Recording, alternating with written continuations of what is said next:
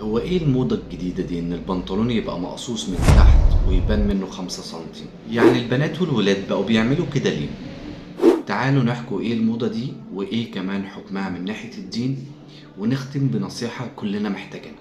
بص يا صديقي، الموضة دي جاية أصلها من الغرب، حوالي تحديدا سنة 2010، لما بدأوا يعملوا البنطلون سكيني ومقصوص من تحت شوية عشان يبان جزء من الكاحل أو الشراب أو الجزمة. الستايل ده انتشر جدا في أوروبا لحد ما وصل عندنا في مصر، بس زينا المصري والعربي ليه طابع خاص. احنا برضو بنهتم بالشياكة بس في نفس الوقت عندنا ذوق ودين. يعني لما البنطلون يبقى ضيق ومقصوص ويبين شكل الجسم، هنا الموضوع ما يبقاش موضة، بيبقى ملفت أكتر من اللازم. والدين قال إن اللبس لازم يبقى محترم ولا يحدد الجسم، سواء كان بنت أو ولد.